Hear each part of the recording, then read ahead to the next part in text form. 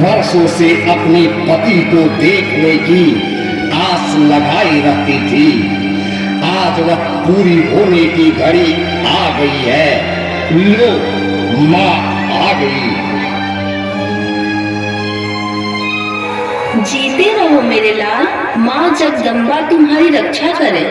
आओ माँ, सिंहासन पर बैठो। क्या बात है वत्स, आज एकाएक राज दरबार में मुझे क्यों बुलाया? कोई खास समाचार है क्या बब्रुवाहन? हाँ माँ, आज मैं तुम्हें एक सुख देने वाला समाचार सुनाऊंगा। सुनकर तुम खुश ही नहीं, बहुत खुश होगी। अच्छा, जरा मैं भी तो सुनूं, कौन से समाचार है? हस्तिनापुर में अश्वमेध यज्ञ का आयोजन हुआ है।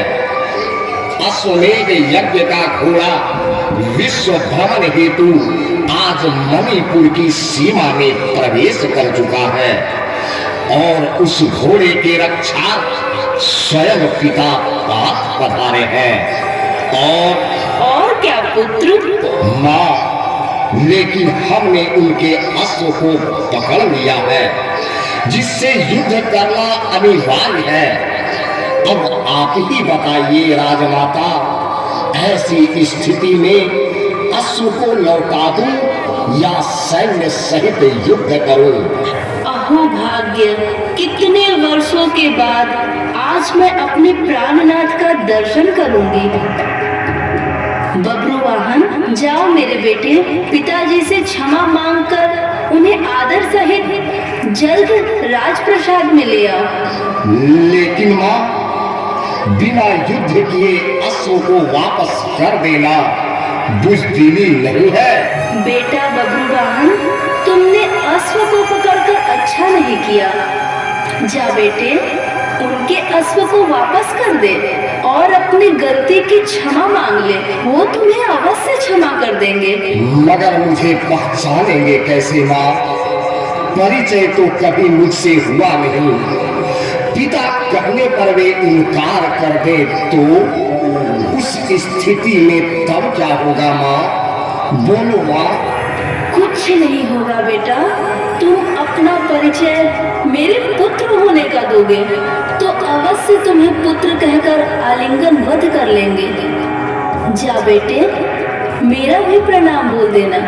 लेकिन माँ, पार्थ एक वीर क्षत्रिय है और मैं भी उसी वीर क्षत्रिय का खून हूँ। इसीलिए अपनी वीरता को दिखाकर ही अश्व को वापस करूंगा। मैं अपनी वीरता को कलंकित नहीं होने दूंगा माँ। क्षत्रिय पुत्र हूँ और क्षत्रिय युद्ध में ही जीने और मरने में अपनी शान समझते हैं। नहीं नहीं, यह तुम्हारी भूल है बेटे। वीरता युद्ध में ही नहीं, भक्ति में भी होती है बब्रुवाहन। युद्ध में लाखों व्यक्तियों की जान चली जाएगी, औरतें विधवा हो जाएंगी, माँ से पुत्र और पत्नी से पति मिट जाएंगे, विश्व में हाहाकार मच जाएगा। ऐसा मत करो बेटा, क्रोध का निवारण करो। एक माँ की आज्ञा मानकर शांति पूर्वक अपने पिता के अश्व को वापस कर दो। इसी में तुम्हारी वीरता है बब्रुवाहन। ठीक है माँ, तुम कहती हो तो मैं आज ही इसी वक्त जाकर पिताजी का अश्व उन्हें वापस कर दूंगा। अच्छा बेटे, मैं जरा माँ जगदम्बा के मंदिर जा रही हूँ। तुम क्षमा याचना कर अपने पिता को महल में अवश्य ले आना। साथ ही इस दासी का चरण स्पर्श बोल देना। अच्छा माँ, ऐसा ही होगा।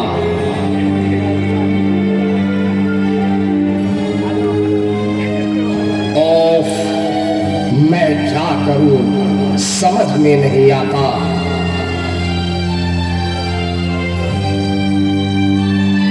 महाराज की आज्ञा अनुसार बाहर रथ तैयार खड़ा है। महाराज के प्रस्थान की सिर्फ देर है। अपराध क्षमा हो राजन। आज महाधीराज कुछ गंभीर दिखते हैं। हाँ सेनापति, इस मृग तृष्णा के मायाधार में खड़े हैं। जहां मेरी वीरता युद्ध करने के लिए ललकार रही है, वहीं दूसरी ओर अपने कर्तव्य की बेड़ी में जकड़ा हूं। अपनी माता की आज्ञा है, बिना युद्ध किए ही अश्रु को वापस कर क्षमा मांग लेना ही मेरा धर्म है। महाराज ठीक कहते हैं, लेकिन हम समझते हैं कि दोनों महा असंभव है, क्योंकि बिना युद्ध किए अश्रु को वापस कर देंगे तो महारथी पार्थ हमें कायर समझेंगे। फिर पुत्र कहने पर भी अगर इनकार कर दे तो क्या होगा सेनापति? जानते हैं नहीं, एक भयंकर शत्रु को मारना। महाराज शांति से काम लें, कुछ नहीं होगा राजन। पार्थ आपको देख अवश्य खुश होंगे। महारथी पार्थ को हम समझा देंगे। आप चलिए, बाहर रथ तैयार है। ठीक है वीर सेन, चलो। नारायण नारायण। आइए आइए ऋषिराज, विराजिए। कहिए मणिपुर नरेश, सब कुशल तो है ना? आपके आशीर्वाद से सब कुशल ही कुशल है ऋषिराज। तथास्तु, लेकिन आपका शत्रु आपकी सीमा में प्रवेश कर चुका है और अभी तक आप चुपचाप हाथ पर हाथ धरे बैठे हैं। आश्चर्य, महा आश्चर्य। नारायण नारायण। हम चुपचाप नहीं है ऋषिराज, युद्ध की ही समस्याओं पर मंत्रणा कर रहे हैं। महाधीराज सही कह रहे हैं मुनिवर। भद्र मनुष्य, जब दो महापुरुष वार्तालाप करें तो तीसरे मनुष्य को बीच में नहीं आना चाहिए। समझे महानुभाव? पिता ब्रह्मा जब बुद्धि बांट रहे थे, उस समय शायद आप लोग अपने पत्नियों के साथ रासलीला कर रहे थे, तभी तो आप लोगों की बुद्धि भ्रष्ट हो गई है। नारायण नारायण। क्षमा करे ऋषिराज, तुच्छ सेवक हूँ, गलती हो गई। ऐसी बात नहीं है मुनिराज, बल्कि यह एक सोचने जैसी बातें सामने आ गई है। सोचने जैसी बातें? कमाल है, शत्रु का घोड़ा आपके राज्य में आ गया है, शत्रु आपकी सीमा में शिविर गाड़ चुका है, अभी भी कुछ कहने को बाकी रह गया है क्या? क्या उसने मणिपुर राज्य का उल्लंघन नहीं किया है? हाँ किया है, अवश्य किया है। फिर भी आपके लिए उसके उल्लंघन के आरोप तुच्छ है, क्यों राजन? आपका कहना यथार्थ है ऋषिराज, लेकिन मेरी भी कुछ व्यवस्था है जिसके कारण हम सभी असमर्थ हैं। असमर्थ है? नारायण नारायण। क्या क्षत्रिय रक्त ठंडा हो गया है? मणिपुर के राजा बब्रुवाहन की वीरता पार्थ के आगे धुंधली पड़ गई है? ऋषिराज ऐसी बात नहीं है। फिर कौन सी चक्रव्यूह के जाल में आप फंसे हुए हैं? उस घोड़े को पकड़कर शत्रु की चुनौती स्वीकार कीजिए, तभी आपकी वीरता की शान रहेगी, अन्यथा। किंतु वह घोड़ा हमारे ताऊ धर्मराज युधिष्ठिर का है मुनिराज। वह घोड़ा काका का हो या काकी की, दादा का हो या दादी की, नाना को हो या नानी की, किसी का भी हो, आपकी वीरता तो तभी होगी जब अश्वों को देने के बदले शत्रु से युद्ध करेंगे। नारायण नारायण। लेकिन लोग क्या कहेंगे कि एक अश्व को लेकर पिता पुत्र में युद्ध छिड़ गया? सभी हंसेंगे। मेरी हार हुई तो पिताजी को सभी ताड़ना देंगे, पार्थ की हार हुई तो सभी मुझे लज्जित करेंगे।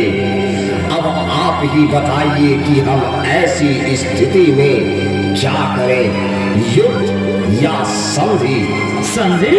नारायण नारायण। शायद मणिपुर नरेश अर्जुन के गांडीव के आगे भयभीत हो गए हैं, तभी तो संधि का प्रस्ताव करना चाहते हैं। राजन, अपनी वीरता को कलंकित क्यों करना चाहते हैं? मुनिराज, हम क्षत्रिय हैं और क्षत्रिय भयभीत नहीं होते। हम सिर्फ मान मर्यादाओं की बलि बेदी पर लटक रहे हैं। अब आप ही कोई उचित मार्ग दिखाइए ताकि हम कोई उचित निर्णय ले सके। ठोस निर्णय है युद्ध। युद्ध के सिवा और कोई मार्ग नहीं है। आप युद्ध की तैयारी कीजिए, विजय आपको अवश्य मिलेगी। हम प्रस्तुत है ऋषिराज।